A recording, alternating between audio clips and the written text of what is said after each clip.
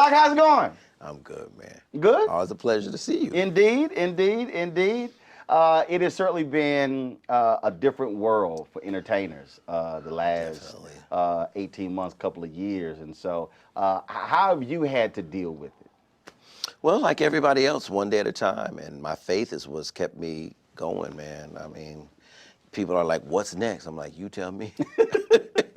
You know, we just take it day by day. Mm-hmm. Mm-hmm.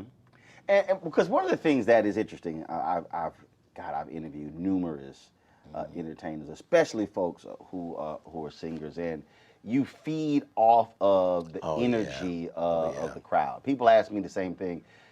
Given a virtual speech, it's not the same when I'm at that podium and you've got people and you got energy and the anticipation. It's just a whole different animal. Energy is tangible.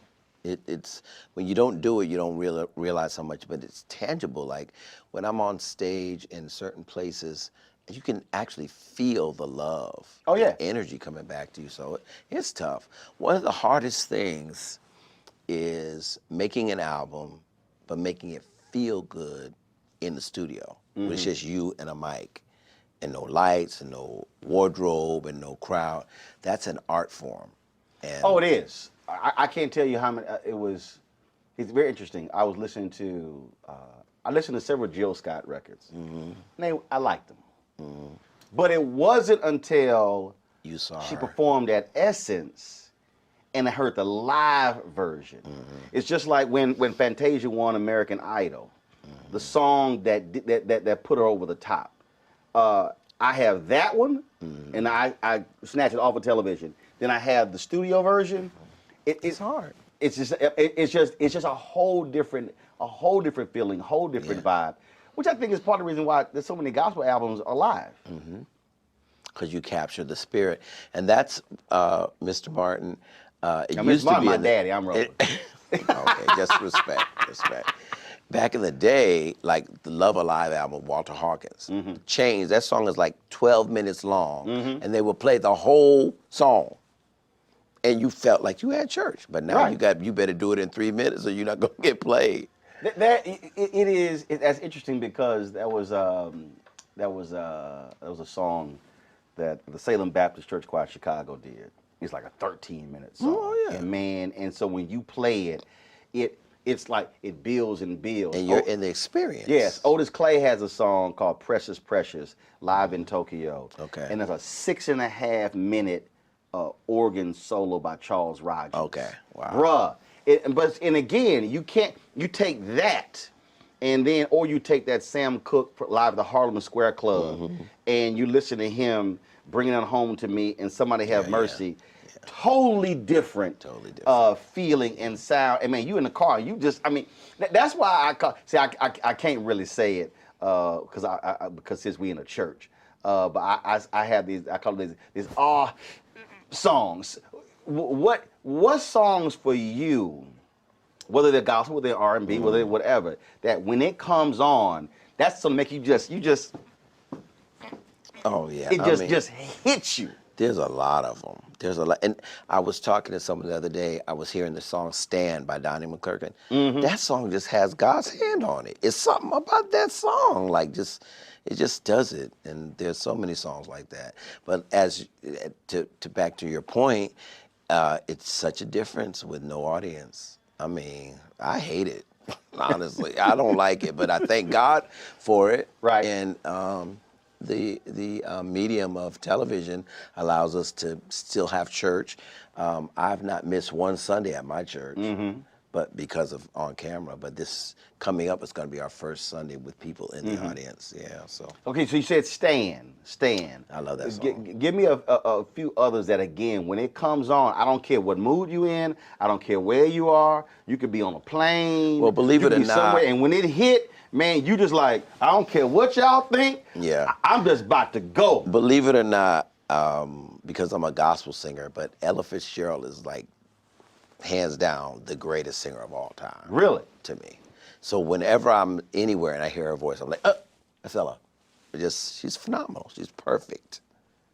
Perfect. See, I think that is when we talk about music, we talk about art is art. So you Yeah, obviously you definitely. have movies, you have television, you have artwork, but I don't believe that there is any other art form that can match the emotion, the intensity, the I mean, no matter what mood you're in, no matter where you are, whether folk can speak the language or not, music is the most incredible art form. Whether they are spoken words or whether it's just music or whether the whole thing is just a hum. Yeah, definitely. Definitely. We have a large amount of success in Japan. And I met a guy, they called him Little Kurt Carr. Now, so you know he's short if they call him Little. Yeah, that'd be funny. They call him Little Kurt Carr. And he was 6'5". No, he's shorter than me. But this guy knows every single song that I've ever done. Wow. And can't speak any English. I said, you know the whole language if you put all them songs together. But it was just phenomenal to me, amazing. But like you said, music transcends generation, it transcends culture, it transcends everything.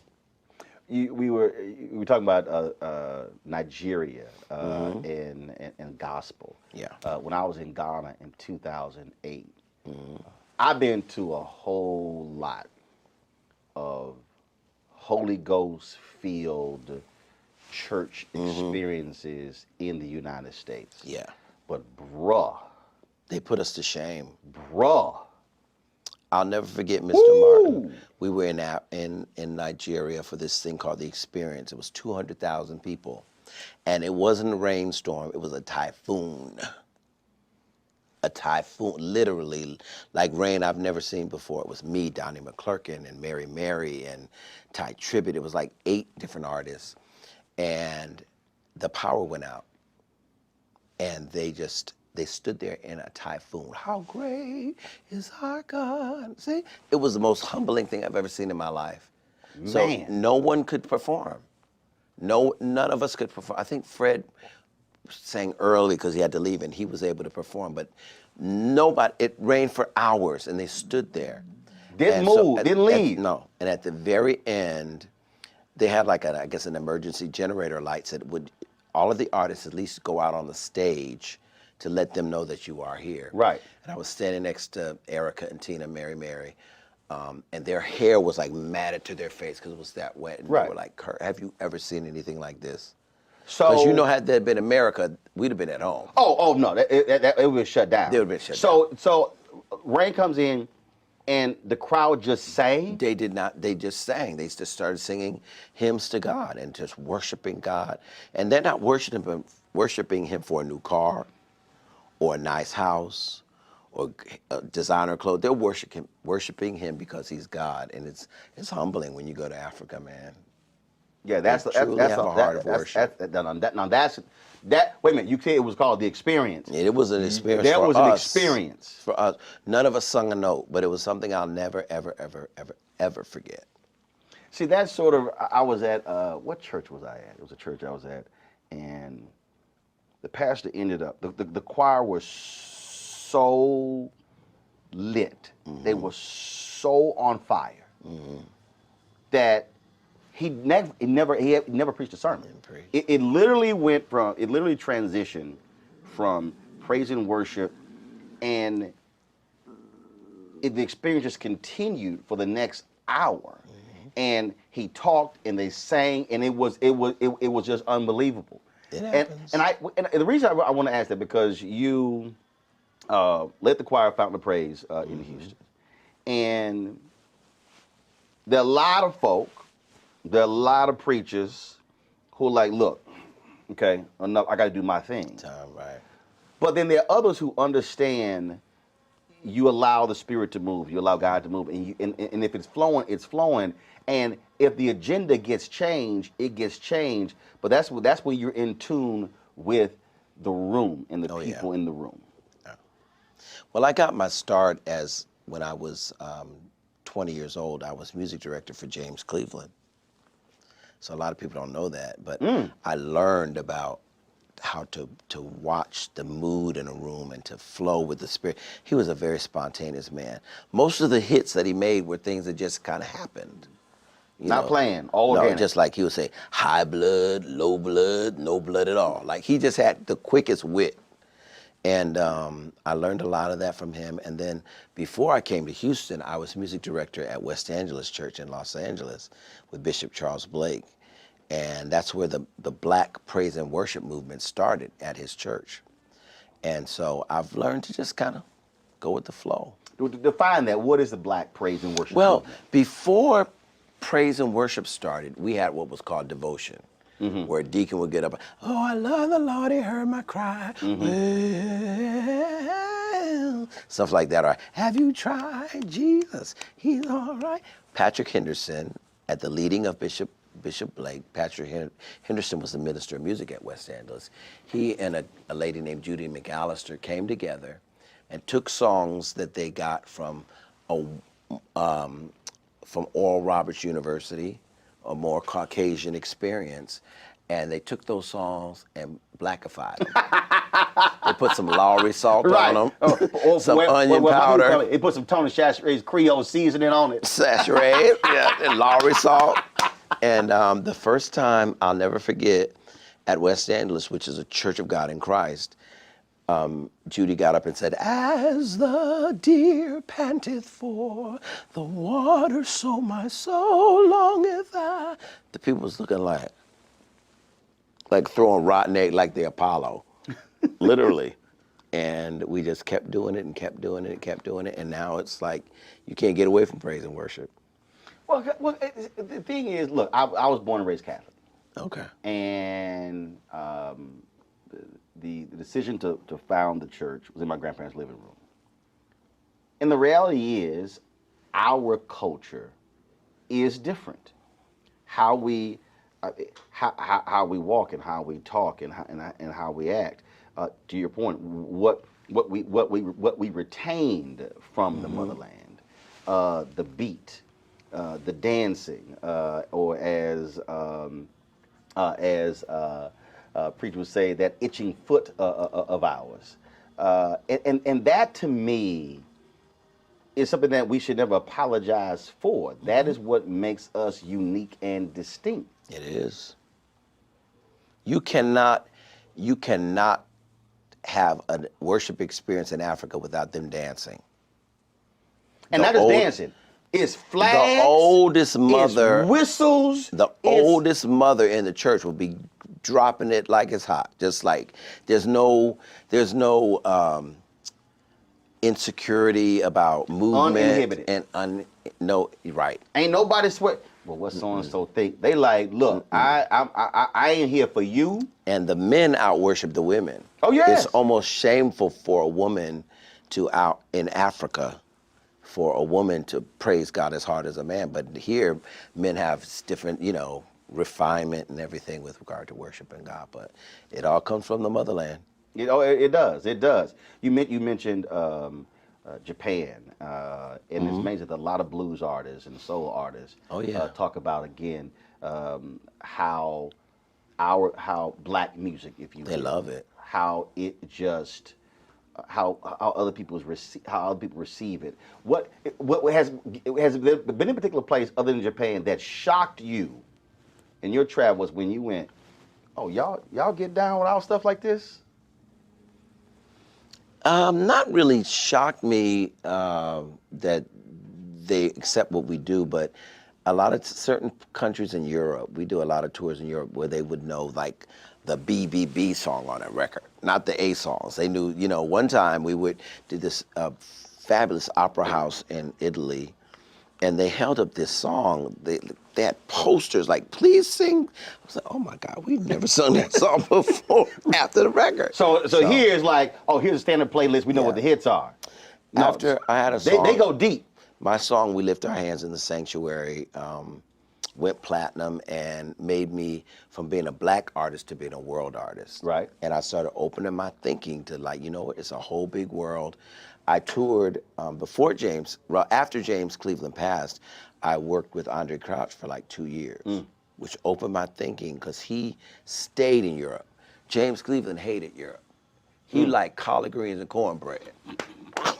Period.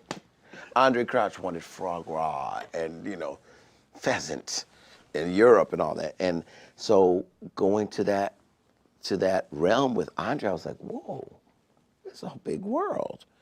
And so after Sanctuary hit, I literally became a world artist. So I started experimenting with all different kinds of music and all different kinds of sound. Why is it important for you? Why is it important from your estimation that brands like McDonald's embrace this aspect of the Black experience, gospel music, doing this tour, taking it across the country? Why is that important? My last CD, and this is not a plug, but my last CD is called Bless Somebody Else.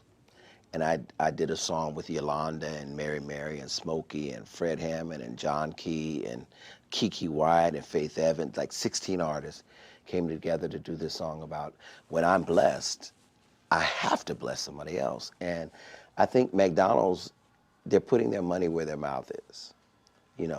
Not just saying that we embrace the community, but they're showing it.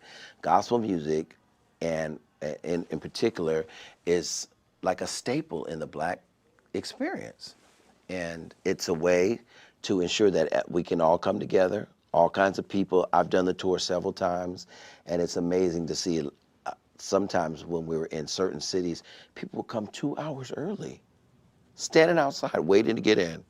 Some dressed to the nines, some dressed in sweats and stuff, but it's like, you know what, McDonald's is bringing the community together and letting them experience for free what some of them would never be able to afford to see all of us together at one time. But also because you have a lot of companies that, hold up, now you're talking about faith, you're talking about religion, and it's not like when Black folk do gospel, we don't hold back. We don't remove the Jesus, the and J the word, right, the J right. word, the capital J word.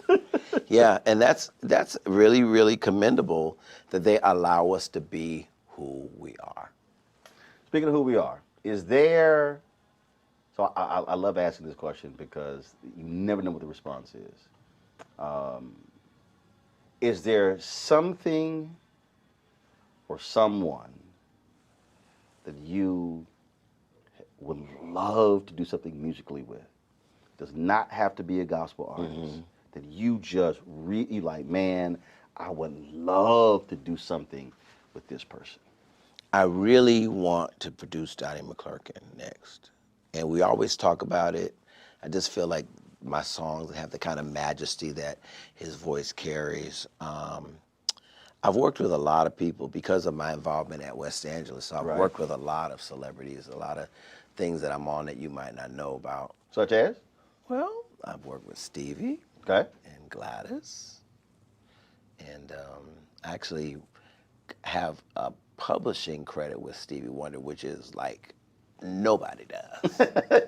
We did a song for Pinocchio, and he knew me from church, and it was a big hit in Europe, but it never really hit here.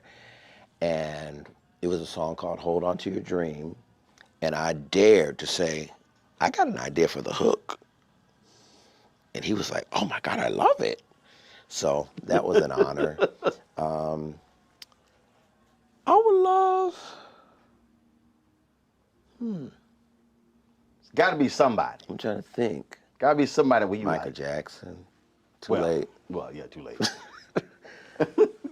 Whitney Houston, Too late. too late. I worked with Aretha, got to meet Queen. and know her toward the end of her life. So Queen was amazing. it was great. So, yeah. With you. Oh, no, I don't get paid to sing. I get paid to talk. I get paid to talk. And you do it we well, had to sir. mix in sort of that's you that's do it what I well. do. You do it well. I Stay tell in your all the time. lane. Oh no, that's my lane. No, look, my mama, all her sisters, our whole family, we sang, we did the choir stuff, but no. That was Celine Dion. ooh. I want to write a song for her. Have you ever met her? I've never met her, and I've seen her like 5 times. I think that she's probably the most perfect singer that's on earth today.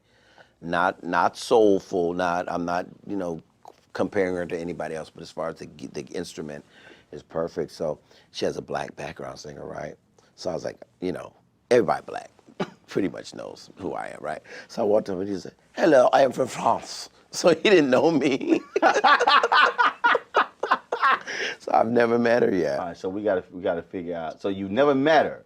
You love to write a song for Celine Dion. Write a song for her. See, I gotta think who Like, who knows knows Celine Dion. And Beyonce. I think I would like to. I think Beyonce should do an inspirational song. Okay. And we used to be neighbors. She lived before the split up of Destiny's Child. They lived across the lake from me, so I would see her all the time. She's really, really, really a beautiful person. So you need to run that by her. I know. Okay. So here's the deal. So Steve Payman is her COO of the company. Okay. So I'm gonna hit Steve. Cool. Then I would love that. gotta figure out who knows Celine Dion. I don't know. Maybe Lionel Richie knows Celine Dion. I gotta figure that one out. Okay. So we'll see we can make that arrangement. There you go. So we can make that arrangement. Last question for you. And that is, And I'll buy you a African outfit. ain't no thing. Ain't no thing. I'll fly you to Africa and pick one out yourself. That not a problem. That ain't a problem. I'm gonna figure out who knows Celine Dion. Yeah. I'm gonna figure out who knows Celine Dion. I'm trying to think who else. Who else would be in that space? Yeah, I think Lionel Richie probably. Out of all people Probably I know, so. Probably so. Lionel probably knows Celine Dion. He probably knows Celine Dion. What you think? Y'all think that? Hold on. Let me do this here. Let me see what time. I don't even go ahead and since you just you trying to challenge me, Carr. You trying to challenge me. So I don't know what. Let me go see if you know. It was the Clark sisters, but I just did them. Clark sisters. Yeah, I have a new song with them that's about to come out. I'm gonna see if Lionel pick up the phone. So if he don't pick up the phone, we're gonna shoot a video. Okay. We're gonna shoot a video, and that'll do it. Well, see, knowing him, he's somewhere. Will he answer the phone saying, "Hello"? He's somewhere in you. He might be in the Middle East. Is he gonna answer the phone saying, "Hello"? He might be. Is it me you're looking no. for? He will answer. He will answer. What up, frat? Lionel Richie's an alpha. Yes, I know. All right, we're gonna do this video right here. Cool. Okay, so Lionel, I'm interviewing Kurt Carr. Hey, Mr. Richie. So Jesus is love. and Jesus is an alpha. He's a Sigma. And so we're sitting here. He says he would absolutely, out of all the artists, he would love to write a song for Celine Dion. I figure out all the people I know, you probably know Celine Dion. But if you do know Celine Dion, we need to hook that up. But you probably need to also do something with Lionel. Hey, but Jesus is love too. so there you go. So let me know. Hit me back, frat. And yes, let's hook a Sigma up. Let's show. I was actually listening to the song recently. That track is great. The way it builds, it's perfect. It's a great song, timeless. Well, you let us know. You hit me back, and then we'll see if we can hook that up. I think I'm gonna bring that song back. I'm gonna do it. I'm gonna do it in church. Okay. I'm gonna bring it back. All right. Holla. Peace. All right. We'll send it to him right now. Okay. We'll see if we can do that. Man, always good to see you. Man, it's a pleasure. Indeed. Keep doing your thing. Thank you so much. Keep hanging. And then if you ever go to Japan and go back to Japan and lose your luggage, you know who you can call. Little Kirk. Yeah, little Kurt Carr. Appreciate it. Thank you, man.